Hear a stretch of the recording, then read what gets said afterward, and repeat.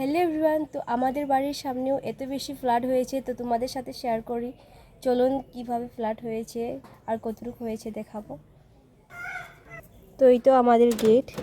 তো এই গেট পার হলেই এটা হলো আমাদের বাউন্ডারি, ওর বাউন্ডারি সামনেই দেখতে পাচ্ছেন অনেক ফ্লাড হয়েছে। সকাল থেকে জল আসতে আসে আর এদিকে পুরোটাই ভরে গিয়েছে, দেখতে পাচ্ছেন। আর ওই ঘরটাও ভর্তি হয়ে গেছে ফ্লাডে।